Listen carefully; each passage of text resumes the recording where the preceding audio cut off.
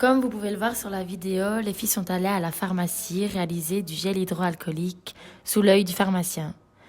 Mais un bon lavage de mains est plus efficace que le gel, si on en a l'occasion. Sinon, le gel reste utile et indispensable. Donc, on va réaliser du gel hydroalcoolique.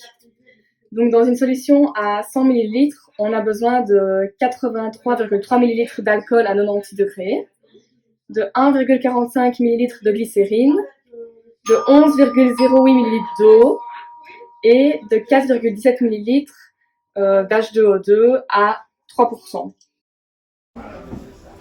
Donc, on va commencer à préparer l'eau hydrogénée.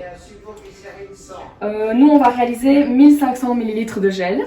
Donc, on aura besoin de 62,55 ml d'H2O2 à 3%.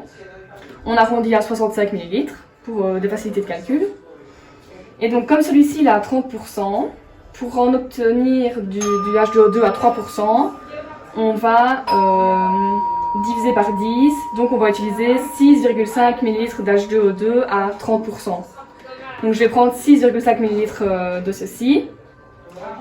Et pour obtenir un volume total de 65 ml qu'on avait dit qu'on devait avoir à la base, on va rajouter 58,5 ml d'eau. Comme ça, on aura dans les 65 ml, on aura les 3% d'H2O2 et le reste, ce sera de l'eau. Donc ici, je vais mettre l'alcool. Alors, je dois mettre 416 ml, mais comme la densité de l'alcool, c'est 0,81, je vais multiplier 416 fois 0,81 et ça, je vais mettre 337,86 grammes. Dans le gel, seulement l'alcool a un effet virucide. Si on met une concentration trop forte, il ne saura pas pénétrer profondément dans la cellule pour tuer le virus.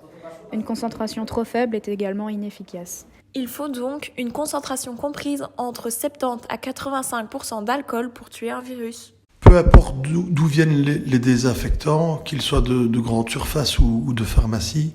Donc je vais mettre un agitateur magnétique pour mélanger ici l'H2O2 qu'on a pris 21 ml. Je vais ajouter l'eau. Comme elle a une densité de 1 et qu'on doit ajouter 55,4 ml, c'est pareil que 55,4 grammes. Nous avons réalisé 3 gels de viscosité différentes. Pour cela, on a ajouté une quantité dissemblable d'hypromélose, étant donné que c'est l'agent viscosifiant. Le dernier gel sera donc moins plaquant. Le désinfectant, il agit au moment où on le met, donc il n'agit pas longtemps, donc c'est de l'instantané. Alors, au niveau péremption, ça par contre, c'est très difficile à dire, puisque c'est de l'alcool conserve, donc ça peut se garder longtemps. Il est conseillé de mettre du gel chaque fois que l'on touche une surface susceptible d'être contaminée. Les irritations, oui, ça peut causer des irritations. L'alcool, voilà, ça dessèche. Donc c'est vrai que voilà, c'est pour ça qu'on ajoute des agents hydratants. Maintenant, c'est clair que la paume de la main s'irritera moins que la partie supérieure. 500 ml de gel hydroalcoolique. On vide donc le gel dans les flacons. Il devra reposer 72 heures pour détruire les éventuels spores bactériens présents dans l'alcool ou dans les flacons.